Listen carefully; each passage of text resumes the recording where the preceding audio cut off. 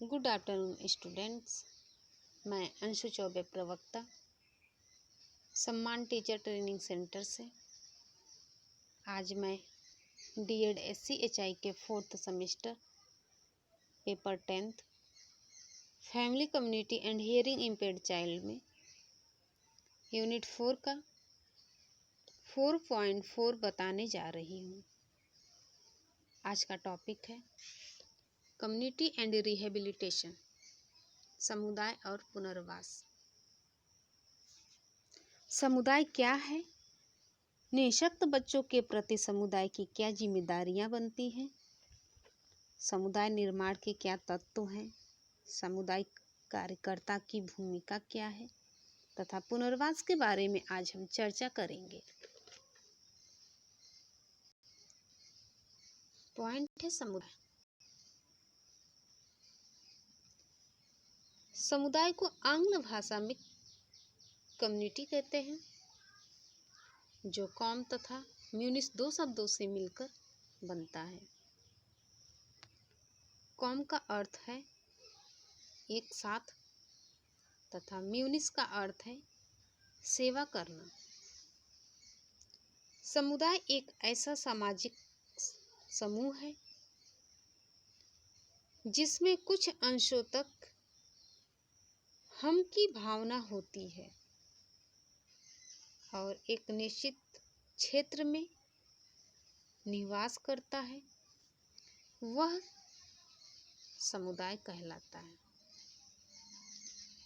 मनुष्य एक सामाजिक प्राणी है, इसलिए समाज से अलग रहने से उसका कोई अस्तित्व ही नहीं रह जाता है।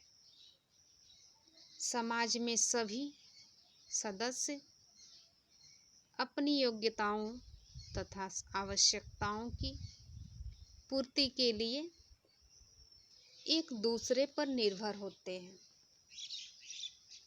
ऐसे व्यक्तियों का समूह जिसमें मिलकर रहने की भावना होती है, जो परंपरा सहयोग द्वारा अपने अधिकारों का उपभोग करते हैं, समुदाय कहलाते हैं।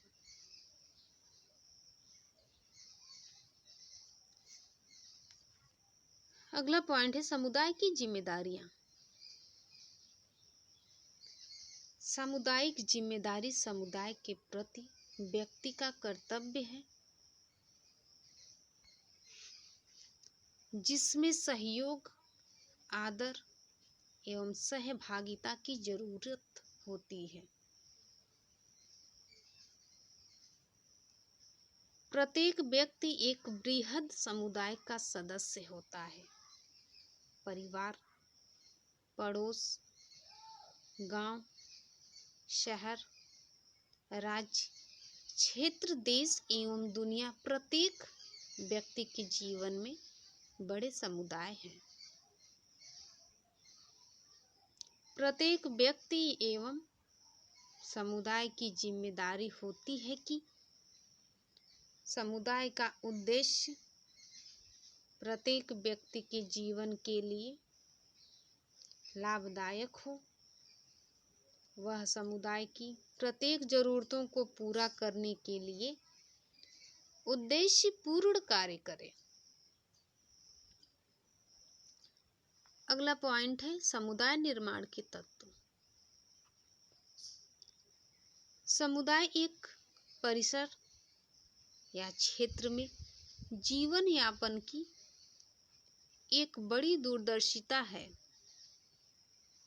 जो सभी व्यक्तियों एवं समूहों को एक चुनौतीपूर्ण लेकिन सुरक्षित वातावरण में सीखने, आगे बढ़ने एवं अपनी क्षमता विकसित करने का अवसर प्रदान करता है। समुदाय की शुरुआत एक अच्छे संप्रेषण से होती है, जहां हम खुले तौर पर ईमानदारी के साथ एक दूसरे से बोलते हैं, सुनते हैं इसमें हिम्मत एवं धैर्य दोनों की आवश्यकता होती है,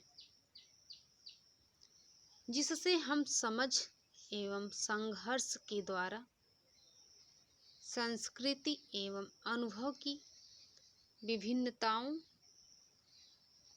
को स्वीकार करते हैं। समुदाय हमेशा उद्देश्यों के लिए कार्य करती है, क्योंकि यह निरंतर हमारी परंपराओं, अभिवृत्तियों, जीवन शैलियों, व्यवहारों, पूर्व आधारित धारणाओं एवं उम्मीदों को चुनौती देती है। यह अच्छी बात है कि गलत समझ की बाधाएं समाप्त हो रही हैं तथा संस्कृति को लोग आदर सहित स्वीकार कर रहे हैं। अगला पॉइंट है सामुदायिक कार्यकर्ता की भूमिका।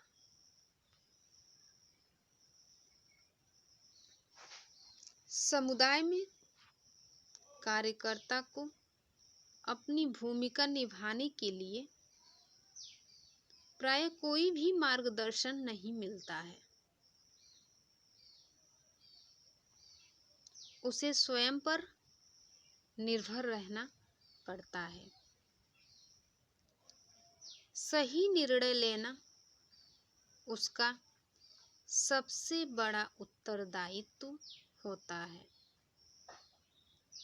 सही सामुदायिक सेवाओं को प्रदान करने के लिए सामुदायिक कार्यकर्ता को निम्नलिखित भूमिकाएं निभानी पड़ती हैं। एक मार्गदर्शन के रूप में नंबर वन है एक मार्गदर्शन के रूप में। नंबर 2 है एक सामर्थ्य दाता के रूप में। नंबर 3 है एक विशेषज्ञ के रूप में। नंबर 4 है एक सामाजिक कार्यकर्ता के रूप में।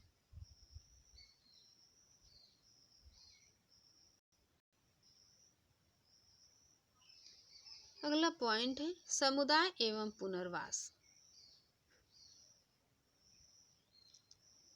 समुदाय की जागरूकता के फलस्वरूप अक्षम बच्चों को अच्छी तरह से पुनर्वासित किया जा सकता है। समुदाय में यदि जन जागरूकता की कमी होती है तो अक्षम बच्चों को पुनर्वासित करने में अनेकों समस्याओं का सामना करना पड़ता है। समुदाय के सहयोग से पुनर्वास प्रक्रिया को निम्नलिखित तरह से आगे बढ़ाया जा सकता है। नंबर 1 है नैदानिक। बधिरता के बारे में आभास होने पर दिव्यांगों के अभिभावकों को बताएं यह कोई बड़ी बीमारी नहीं है, यह छिपी हुई बीमारी है जो हमें दिखाई नहीं देती है। इसमें बच्चों के कान में आवाज नहीं पहुंच पाता है, बच्चे सुन नहीं सकते हैं। श्रवण अक्षम बच्चों को जांचकर निदान किया जा सकता है। इससे श्रवण अक्षम बच्चे के श्रवण दोष के प्रकार और डिग्री का पता और डिग्री या स्तर का पता चल जाता है, जिससे हम बच्चे को श्रवण यंत्र देकर उनकी वाणी भाषा का विकास करके उनका पुनर्वास कर सकते हैं तथा उन्हें समाज से जोड़ सकते हैं।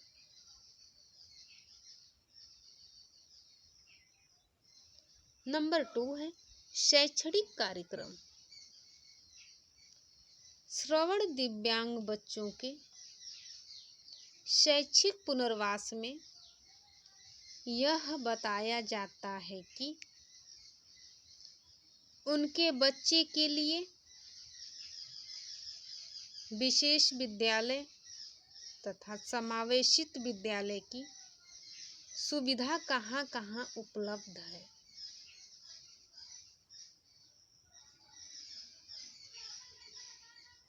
जिससे वे अपने बच्चे की शिक्षा के लिए उचित विद्यालय का चुनाव कर सकें। श्रवण अक्षम बच्चों सदैव उनकी भाषा शिक्षा दी जानी चाहिए। श्रवण अक्षम बच्चों को सदैव उनकी भाषा शिक्षा दी जानी चाहिए। अगर नहीं देंगे तो बच्चों के सामने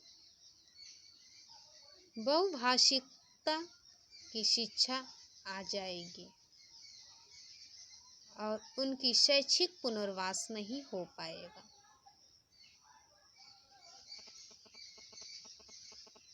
नंबर 3 है व्यावसायिक एवं सामाजिक पुनर्वास। श्रवण अक्षम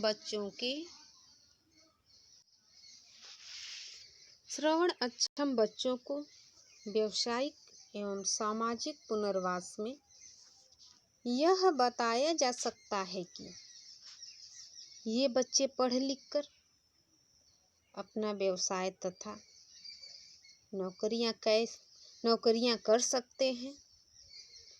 हम यह भी बता सकते हैं कि इन बच्चों के लिए नौकरियों में भी छूट का प्रावधान है। इनकी भाषा सांकेतिक और मौखिक है। अगर हम इनके बोलने के साथ साथ सांकेतिक भाषा का भी प्रयोग करते हैं तो ये हमारी लिप रीडिंग को देखते हुए सांकेतिक भाषा को अच्छे से समझ सकते हैं। नंबर 4 है समुदाय आधारित पुनर्वास कार्यक्रम। समुदाय आधारित कार्यक्रम निःशक्त व्यक्तियों के लिए उत्प्रेरक का कार्य करता है। निःशक्त बच्चों के लिए विशेष विद्यालयों की संख्या सीमित है, जिससे समुदाय आधारित पुनर्वास कार्यक्रम की आवश्यकता बढ़ जाती है। समुदाय आधारित पुनर्वास सेवाएं प्रदान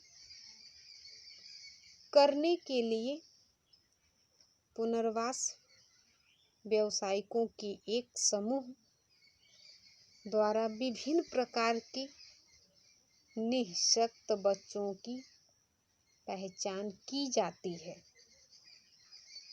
जिसके बाद विशेषज्ञों द्वारा उनके प्रशिक्षण के लिए योजना तैयार की जाती है। इस प्रकार निःशक्त जनों को समुदाय आधारित पुनर्वास के जरिए शिक्षा एवं अन्य सेवाएं प्रदान की जा सकती है। नंबर 5 है सामुदायिक जागरूकता कार्यक्रम। किसी भी कार्यक्रम को सफल बनाने के लिए उसके प्रति जागरूकता आवश्यक होती है। सामुदायिक जागरूकता के लिए विभिन्न प्रकार के साधनों का उपयोग किया जाता है, जैसे टेलीविज़न, रेडियो, पत्र पत्रिकाएं, पोस्टर, बैनर एवं जन समूह जैसे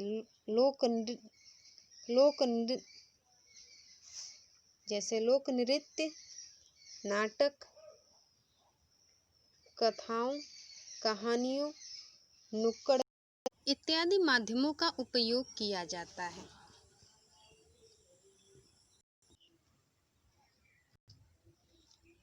अगला पॉइंट है पुनर्वास। पुनर्वास वह कार्यक्रम है जिसके द्वारा दिव्यांगों को पुनः उनके कार्य योग्य बनाया जाए, पुनर्वास कहलाता है। इसमें विकलांगों को या दिव्यांगों को पुनः पूर्व की तरह शारीरिक, मानसिक, सामाजिक, प्रेरणा युक्त, शैक्षणिक एवं आर्थिक रूप से उपयोगी बनाने के लिए कार्यक्रम संचालित किए जाते हैं। पुनर्वास का अर्थ है उन विभिन्न कार्यक्रमों, कार्यक्रियाओं, कार्य पद्धति एवं सुविधाओं से है जो निःशक्त व्यक्ति पर अधिक कारगर ढंग से लागू करने एवं उन्हें संतुष्ट करने के लिए बनाई जाती है। पुनर्वास उन व्यक्तियों के लिए होता है जो किसी कारण या दुर्घटनावश अपनी पूर्व की कार्यक्षमता को खो देते हैं। उन्हें विभिन्न प्रकार की सहायता द्वारा उनकी अवशिष्ट क्षमता का उपयोग करते हुए समाज की मुख्य धारा से जोड़ा जाता है। पुनर्वास कार्यकर्ता को यह भी ध्यान देना चाहिए कि अक्षम बच्चे की समाज में क्या स्थिति है, उसे सामाजिक रूप से समाज में जोड़ने का प्रयास करना चाहिए, जिससे बच्चा यह महसूस न करे कि समाज उसे स्वीकार नहीं करता है। अक्षम बच्चों को प्रत्येक व्यक्ति के द्वारा आदर सम्मान मिलना अति आवश्यक है और इन्हें आर्थिक रूप से आत्मनिर्भर एवं स्वावलंबी बनाना भी आवश्यक है। हमने समुदाय की जिम्मेदारियां, समुदाय निर्माण के तत्व, सामुदायिक कार्यकर्ता की भूमिका, समुदाय और पुनर्वास, इसके अंतर्गत है नैदानिक शैक्षणिक कार्यक्रम, व्यवसायिक एवं सामाजिक पुनर्वास, सामुदायिक आधारित पुनर्वास कार्यक्रम, सामुदायिक जागरूकता कार्यक्रम। पुनर्वास के बारे में आज के ऑनलाइन टीचिंग में विस्तृत रूप से चर्चा किया, तो आशा करती हूँ कि इसके संदर्भ में आप सभी लोगों को अच्छे से समझ में आ गया होगा। अब इसको आप लोग ध्यान से पढ़िए, समझिए। हम आप लोगों के लिए असाइनमेंट के तौर पर कुछ प्रश्न तैयार किए हैं। इसमें नंबर 1 है, समुदाय और पुनर्वास से आप क्या समझते हैं। नंबर 1 है, समुदाय और पुनर्वास से आप क्या समझते हैं। इन प्रश्न के उत्तर लिखकर आप लोगों को जिस ग्रुप में ऑनलाइन टीचिंग वीडियो मिलेगा, उसी ग्रुप में इस प्रश्न के उत्तर लिखकर भेज दीजिएगा, जिससे हम मूल्यांकन कर सकें, देख सकें कि आप लोगों को 4.4 से संबंधित कितना समझ में आया।